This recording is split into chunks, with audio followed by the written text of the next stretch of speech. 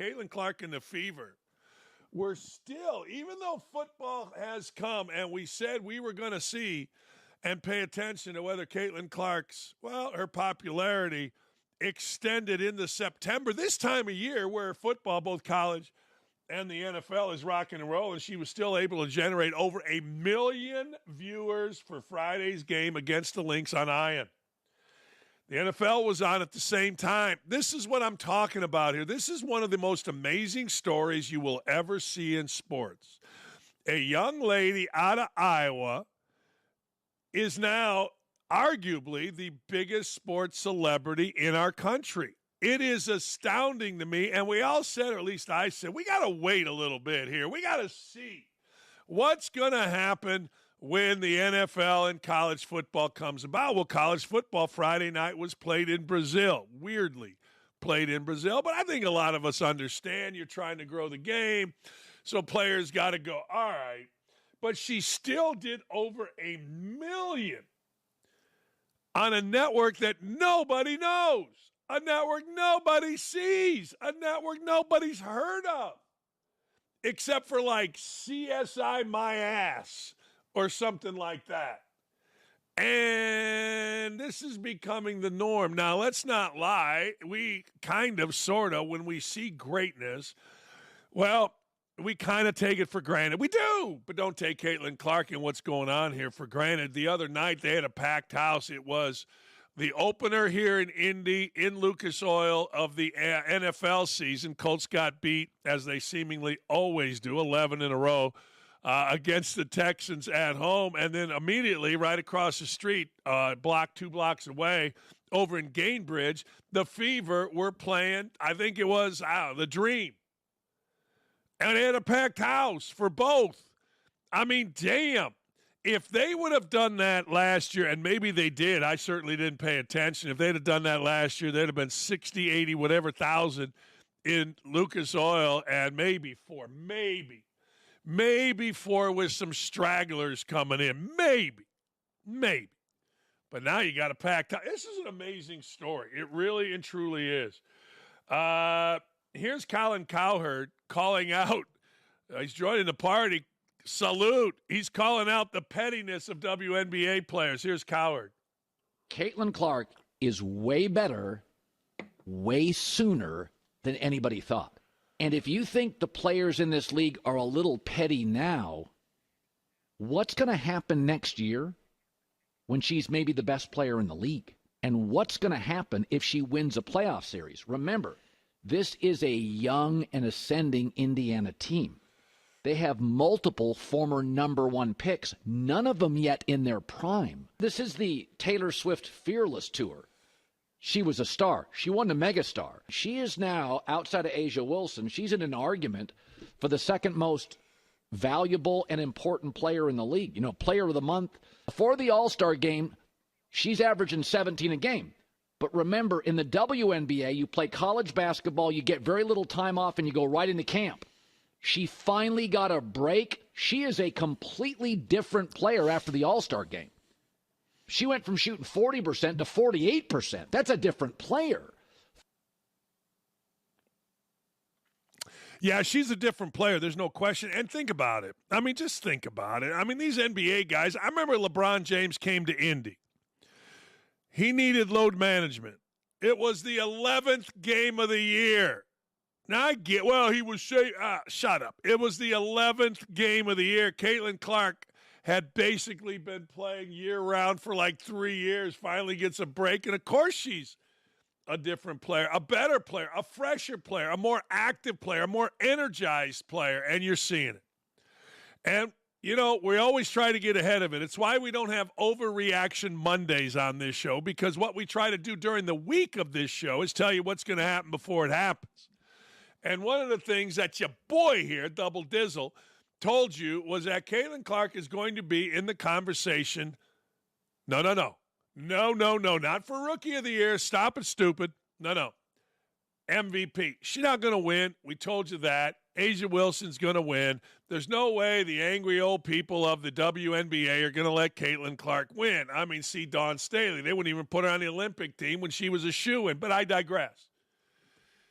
That's how good she is. Now, Shaq, who I'm starting to think is an idiot. Like, I get it. NBA legend Shaquille O'Neal. He takes companies. People give him a front in a company, makes a bunch of money, believes people are being soft. When it comes to the physicality directed at Caitlin Clark, even blasting his own TNT teammate for insinuating that players are hateful to Clark. The big stupid had this to say: there's envious jealousy. There's professional jealousy. Sure, there's a lot of people who are professionally jealous. I am. I'm professionally jealous of Steph Curry. He makes $60 million, but hey, that's life. You got to also understand that we're not just going to give it to you because everyone else is giving it to you. What do we care whether Shaq gives anything to anybody? You still got to earn it. Chuck had to go through that. Yeah, I had to go through that, so I understand what everyone's doing. Hey, you're great, but you ain't that great yet. Calm down. We still got Diana Taurasi. We still got A'ja Wilson. If you're going to give Caitlin props, make sure our girls that are dominating in this league get the same props. Oh, no. Oh, hell no. No. Nobody gives a rat's ass about A'ja Wilson, America's most immature, most valuable player. No one gives a rat's ass, nor did they ever truly give a rat's ass to the level of Caitlin Clark, of Diana Taurasi. Oh, no, Shaquille O'Neal. Oh,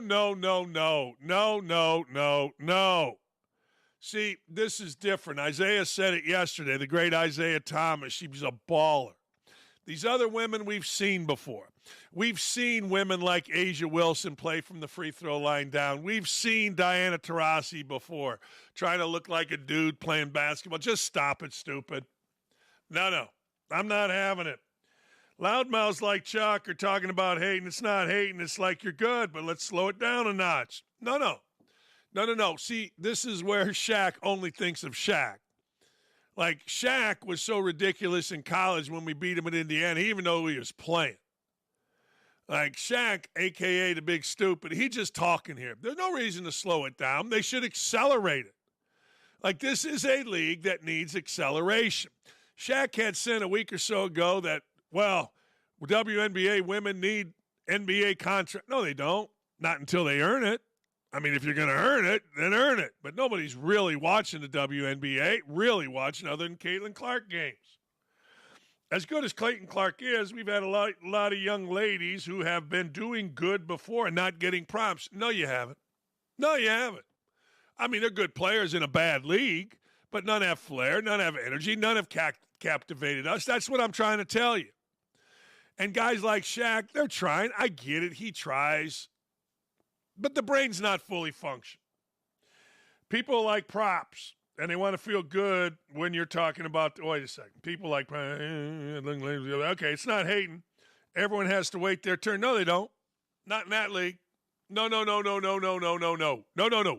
Everybody has waited in that league for 27 years, and nothing's happened. They still lose money. They just lose a little less now. They lost a ton of money, and no one paid attention. Case in point, this is like, as I've said, the NBA pre-Magic and Bird. Yeah, people watch. Yeah, the league had some history. But the league had become full of drugs, full of malcontents, and nobody really paid attention to the point that the NBA Finals weren't even on live. Now, I'm going to say that again. The NBA Finals moved off of live TV to what was called tape delayed, meaning game at 7, not show till 11. I'm sorry, but that's what the WNBA is. A bunch of, okay, you want to be angry, you want to be worry about sex, lesbian, all that stuff, that's great. We're not going to pay attention. Wait, now there's somebody worth paying attention to. A straight young woman that plays with flair is a real baller? Duh. To quote my daughter back when she was a little girl, duh, Dad. What makes it good for the game is it'll be those two forever. You can make little games of it. In college, Angels up 1. Now you can say, okay, Caitlin's in the playoff. Is Angel going to make the playoffs? Little games that you can play that keep their names going. I'm happy for both of them. I'm happy for women's sports. Yeah, there you go. That's fine. I mean, look, I'm all in on it. It's good. It's great. No, really. It is good for women's sports. I guarantee you, Shaq and Charles, I asked Charles on my show, like, hey, You ever thought you'd be talking in the middle of the summer about the Indiana fever and some little white girl from Iowa? No. No, no, no, no, no. Nope. And God bless you. Here we go. You know there had to be something about Tyreek Hill. Now, before I say anything about Tyreek Hill, let me preface. I think people are full of shit when they say, well, African Americans have to have the talk. Every person in Northwest Indiana, around the Gary, Indiana area, had to have the talk, white and black. The talk for white dudes was this. Roll down your window, put your hands here, ask to go into the glove box when a cop stops you before you do it. And in Northwest Indiana, and you come to a stoplight, don't pull up too close to the car in front of you. Why? You need a room to escape in case you were getting jacked. We all had that talk. I get it, Wilbon and others. Okay, blah, blah, blah, blah, blah. Heather Dinich in a hotel room. Anyway, I digress. So Tyreek Hill is telling us there needs to be change. Yeah, there does. How about you and other idiots in football, whether it's the University of Georgia, whether it is in the NFL, Rashee Rice? How about you follow the law? How about you stop the speed? How about you stop killing people with your cars? Now, how about we do that? That's the change that's needed. Let's hear from that great noted pregnant girlfriend puncher and now noted Rodney King type philosopher, Tyreek Hill. Tyreek, just before you go, you just tweeted a moment ago, you said, let's make a change. What did you mean by that? Right. So, I'm a good old country boy from South Georgia, man. Like I'm not a big believer in dividing people. You know, I don't believe in all that, man. I believe in bringing people together, because that's my purpose in life. I do football camps all across the world, man, trying to bring different people together, different kids, different parents, you know, because we in this together, baby. Like we on this earth together. We got to live together. So when I say let's make a change, let's do it together. So Miami PD, really all officers across the world, man, because one officer doesn't, you know what I'm saying, like make the whole group look bad. Like everybody has bad apples, you know what I'm saying? Every team has bad apples. It's my job to use my platform and my resources, so that way I'm able to align, you know, with, you know, these, you know, different stations. So that's what I mean when I say let's make a change. Like, because we done tried it all. You know what I'm saying? Like, we done protest. We even took a knee. You know, we done did walks. Like, so what's next? So right now, me and my wife, we right now brainstorming on how can we be a part of this change? You know, so it's important to us, you know, because we want to be able to change lives all, you know, all the way across the world, not just Miami. You know, it's important. That dude can barely speak. What the hell did he just say? Hey, look, yeah, you're changing lives. You got 10 kids by 5 or 6 different baby mamas. Just stop with the stupid. I mean, all of a sudden, I'm just a good old country boy. How about you just change yourself? I mean, look, I get it. We want equal treatment but special treatment. But how about you just change yourself? How about you stop impregnating 3 women at a time like you have? How about you go 45 in a 40? I'll give you 45 going to the game. You know, your job isn't more important than the cop's job. You catch footballs, big deal. How about you change yourself? And when a cop says roll down your tinted ass windows, you roll down your tinted ass windows. There's a change. How about that? It's amazing to me. No, it's amazing. Now, this dude is actually coming across or trying to come across as some kind of martyr. Here's more of this stupid stuff by this clown. It back for the first time. Tell me what was going through your mind in those moments? Man, for real, you know, I was Man, like, for real. I was shocked, man. Like it's crazy because it all happened so fast, man. But like for me, man, like it just all happened so fast, and I really couldn't like gather everything that was happening. So it was crazy, you know. And me being a father, me being a husband, and all that, man, I was just put myself in that situation. Like, hey, I got to be smart. You know what I'm saying? That's what I wasn't on that kind of energy. Like I was chilling. Like I was following rules. You know what I'm saying? I wasn't moving fast because, you know, I got injuries. You feel me? I got things that I go through. I play a physical sport. I've been doing this for a moment now, man. So I'm dealing with some stuff. So I guess the officers, they felt like I wasn't doing it on their timing, but I was doing it. But you know, man, I'm still kind of shell shocked from it, man. Like Yeah. I'm embarrassed, you know, but Hey, here's how you do it. Window goes down. He wasn't doing nothing. Isn't it amazing that only in America can a millionaire football player that doesn't cooperate with the police try to be a victim and claim racism, which he did earlier? And then all of a sudden it's not racism because, well, the cops are, as they said, people of color too. It is astounding. Like the dude on the right. I'll bet you money. None of these reporters, whoever this little girl is in the middle, none of these reporters had the same questions for Hill and his lawyer when he punched his pregnant girlfriend in the stomach and got kicked out of Colorado State. Well, we all make mistakes. No, we don't make that mistake. You know, it's funny. My buddy Freddie Viana is the number one defense attorney in the city of Indianapolis. His Voiles, Viana, Luke Meyer, and Baldwin have defended everybody from Mike Tyson to Colts players, you name it. That operation has defended. He came on my afternoon show and he said, look, now this is a defense attorney. Tyreek Hill acted like an idiot. I'll defend him.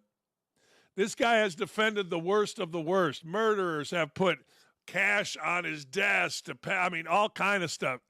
And he says Tyreek Hill acted like an idiot. Complete idiot.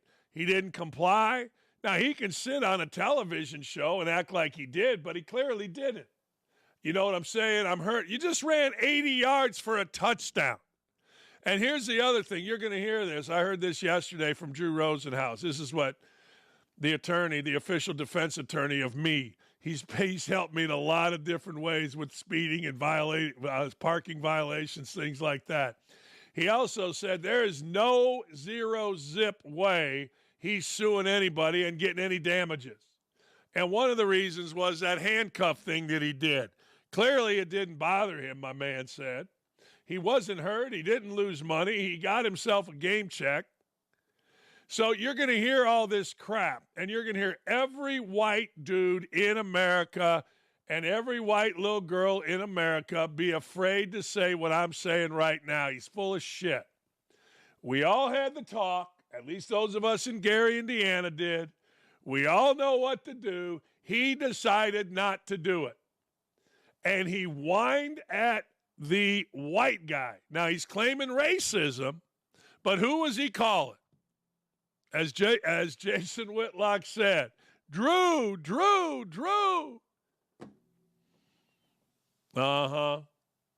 It's all a bunch of bullshit. Look, the police, let me go the other way, are going to have to answer for why the second guy put him on the ground. As I watched it again, I'm like, wait a second. He was cuffed. He was no threat. Clearly didn't have a gun. And as my boy, defense attorney Freddie Viana said, you don't have to answer for that one. That's going to be an investigation. And I like the fact that the police officer that was put on administrative leave said this is crap. I didn't do anything wrong. I like the fact that Miami-Dade, the police department, is saying, hey, we're going to investigate. We'll give you the body cam footage, but we didn't do anything wrong. I don't like the fact that the Miami Dolphins, who are harboring an abusive fiance that punched his pregnant girlfriend in the stomach, that has so little respect for anything that he throws his thing around to the tune of 10 children, 5 or 6 baby mamas. That's the guy they're defending as opposed to the police. But we all get it. Every white dude in America. And here is, well, we'll get into this in a second.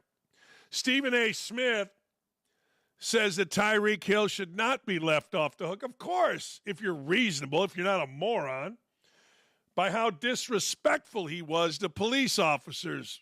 Duh, here's Smith. Police were excessive. No excuses. They should be ashamed of themselves the way they acted. They just went overboard. Totally true. Especially when it came to Calais Campbell as well, who did nothing and put his arms up. He was no threat whatsoever. Okay, they told him to step back. He stepped back. He let them know that was his friend. Another team agent, New Smith, comes in there. He's by his car. He's on the phone. He's clearly not posing any threat. The police officers were definitely agitated. They were wrong. Here's the problem. We all came on the air seeing the initial footage in complete, unadulterated support for Tyreek Hill. You pull over. They tell you to roll down your window. What's the first thing Shannon just talked about? The first thing they do when they pull us over, they pull me over, all my windows are down. My hand's on the steering wheel. That is not what Tyreek Hill did. Tyreek Hill had his window up. The officer bangs on, knocks on his window. He didn't bang on his window. He knocked on his window. You hesitated to pull it down. The first thing you say is, don't bang on my window like that. Don't bang on my window like that. Don't bang on my window like that. He asked you for your driver's license. You hesitated to give him your driver's license. You said in the post-game conference, hey, y'all, what if I wasn't Tyreek Hill? What if you weren't Tyreek Hill? What would have happened to you if somebody that wasn't Tyreek Hill kept the windows rolled up, hesitated to roll it down, didn't give you the license immediately when you asked for it, and then hesitated to get out the car when they told you to get out the car? Yeah, I don't know. I mean, I got a gun put to my head 3 different times. I've told you the story 3 different times when I or one of my passengers, my buddy, I'm not going to say his name, got out of the car. What are you going to do, shoot us? Well, they had guns on us after that. Yeah, I mean, this isn't a white-black thing, at least to me. Now, maybe to you. We all have different experiences. Why am I not allowed to share mine? But to Stephen A. Smith's statement, he's absolutely right. If he wasn't Tyreek Hill, if he was Dan Dakich, he'd had a gun put to his head. At least the 3 times that I disobeyed police unintentionally. Let me think. Unintentionally once when I spit on the cop's shoes. I didn't know he was there. Once when my idiot buddy got out of the car drunk as hell. I was the designated driver getting him home at Franklin College. And the other time, I passed a cop on a double yellow. He was not in his police car. He flashing his not his rollers, but just his headlights. Pulls up next to me. We're driving. He goes, "Hey, pull over." I go, "No." He goes, "I'm a cop." I go, "Show me a badge." He shows me a badge, pulls over, and a gun was right here at my head. Let me see, right there, and I smelled alcohol on his breath. So if he was Dan Dakich, Tyreek Hill would have, frankly, probably had a gun to his head. I'm a white dude. 2 to 3 cops were white. 1 was black. When I spit on the black guy's shoes, I didn't know he was there. I didn't know he was a cop. I didn't know nothing. I just knew I was in a van with no windows. Oh! If he wasn't Tyreek Hill, he would have had a gun placed to his head like I did. A white dude. Of course, the Miami Dolphins have the posture. We're saddened by the overly aggressive, violent conduct towards Tyreek Hill. Really? All right. Calais Campbell and Jonah Smith by police officers for yesterday's game. It's maddening, heartbreaking to watch the very people we trust to protect our community use such unnecessary force and hostility towards these players. Yet it's also a reminder that every situation like this ends in peace. We are grateful this dude did. What if I wasn't Tyreek Hill is a question that will carry a resounding effect. Well, if you weren't Tyreek Hill and you were Dan Dakich, you got a gun to your head. I don't know. Am I wrong about that? Maybe, I suppose. I mean, I suppose that's some kind of ist, right? But that's my life experience. We stand by Hill and our players as they work to use their platform and this situation to make a positive impact in our community. Look, women, stay away, man. The mad banger will impregnate you like it's his job. I've always believed the game of football holds a unique power to bring people together. We remain hopeful that through the collective work of the players, organization, our community partners, we can create lasting change. Change this. Let me tell you what needs to be changed. What needs to be changed is football players need to stop being idiots driving their car. We've already seen what Henry Ruggs did. 156 miles an hour, and he killed a young lady. He killed a young lady named Tina Tingner and her dog. How about the little girl, recruiting girl, and the player at Georgia that were racing against Jalen Carter, NFL player? They died. How about Rashid Rice driving his car over 130 miles an hour on a Dallas highway? Has 6 felonies, 8 court cases, 8 charges, and walked away with his idiot friend on their phones, didn't even check on the victims. How about the NFL get their head out of their ass? How about the Miami Dolphins get their head out of their ass and start doing something about the problem of NFL players not paying attention to the law? Now, most do. Vast majority do. Vast majority, great dudes. But how about instead of attacking police for doing an incredibly hard job, particularly since Obama was president and declared open season on cops, and Biden has accelerated it, how about we give some support? How about we give some accountability to the players involved? We never want to give players accountability. White dudes are afraid if it's a black dude. Black dudes see an opportunity to support and go social justice. How about we all just live, as Dr. Martin Luther King said, by the content of character, not the color of skin. And don't worry about it. That's what I do, and I get called racist and all kind of names every day. But I don't care, because I know what my heart is. My heart is treating everybody the same. Tyreek Hill not only started the situation by speeding in, exasperated the situation by not complying with officers, and has lied and been an incredible actor about the situation. Period. Having said that, I don't know why they had to throw him on the ground a second time. We'll see what the investigation says. Oh, man. One of my least favorite people is The Rock. He just is. I think he's a horrible actor. I think he's a phone. I don't know why. I don't. I'm sure he's a great dude. But I hear him and I don't believe him. But having said that, The Rock called the image of former presidents standing up in the face of his assassination attempt a moment the country wanted to see. He was asked about his opinion regarding the assassination attempt, particularly since he had met Trump during his wrestling days. He had come to watch me wrestle all the time at MSG. It was great. First time I saw him, he said, let me see the eyebrows. Whether you love Donald, don't love Donald, doesn't matter. They tried to assassinate him. No shit. There's no room for that. Really? Despite it being who we were in the moment, I still believe in my core that this is not who we are as a country.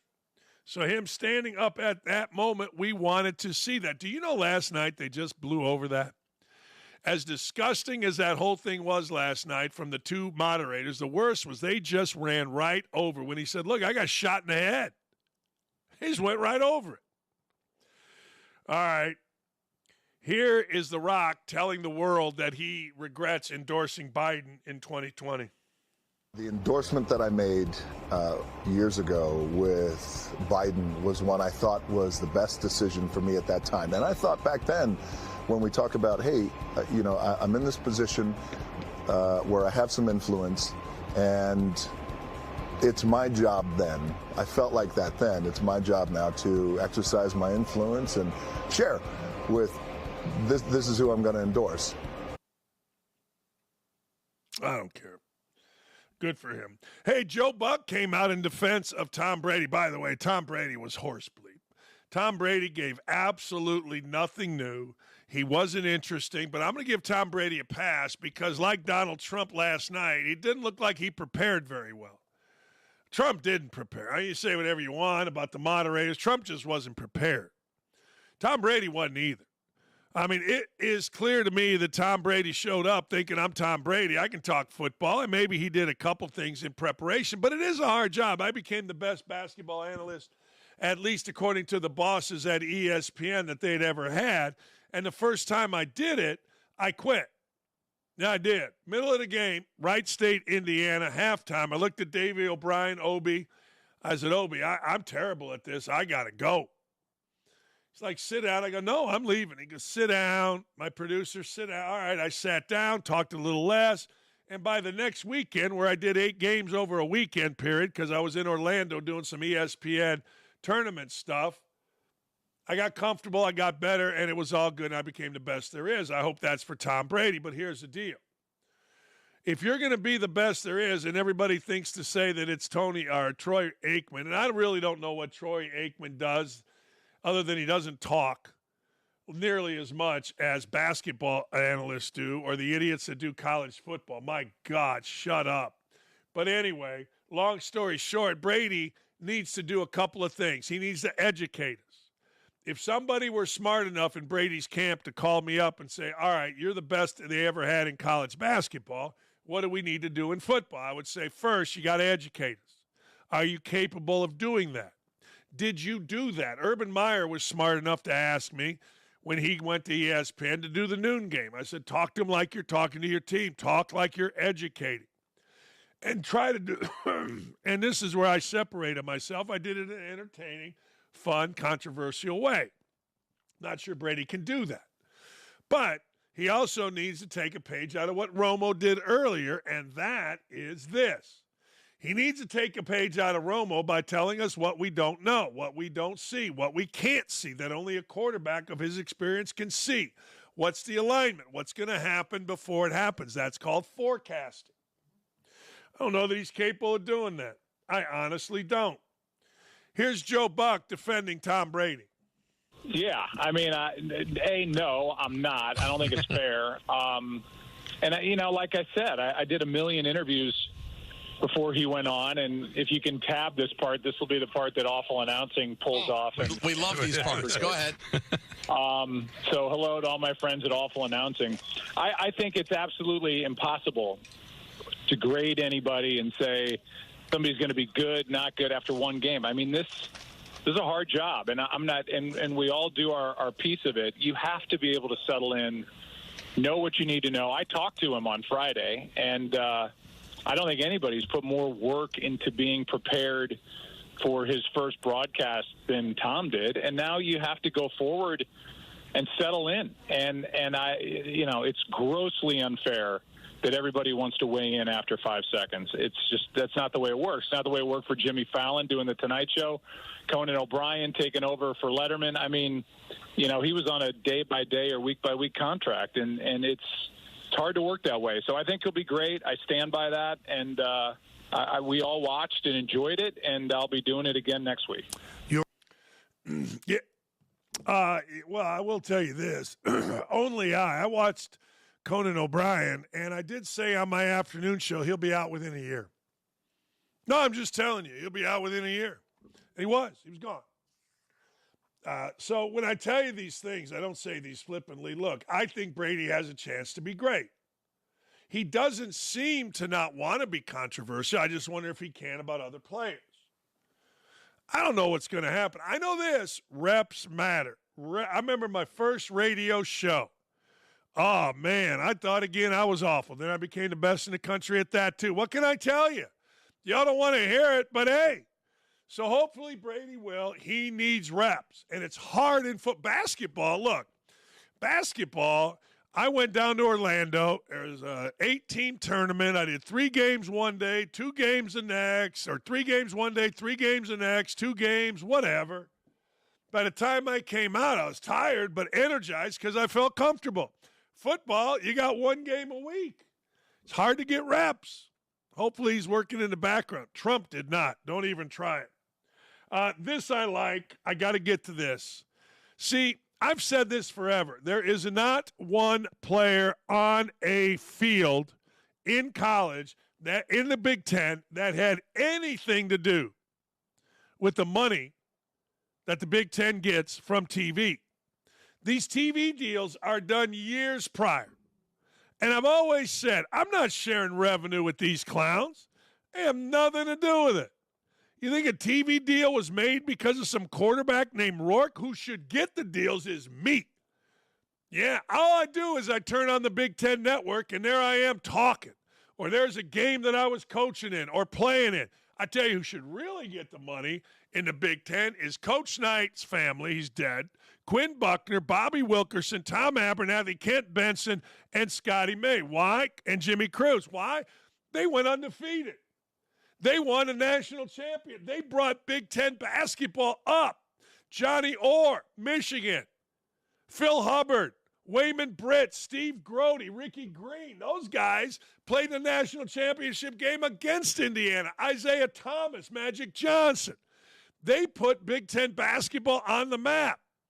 Woody Hayes' family, Bo Schembechler's family. Are you kidding me? These clowns now that play, that are driving Lamborghinis 3,000 miles an hour, these idiots had nothing to do with the Fox television deal, with the Big Ten television deal, the CBS television. They had nothing. Nothing to do with radio deals, sponsorship deals. There should be no revenue sharing ever with players from TV deals. The revenue should go to former players, and if anybody out there is doing what Michigan is doing with Indiana players, I am all in. I am 1,000% all in. Here's what Michigan's doing.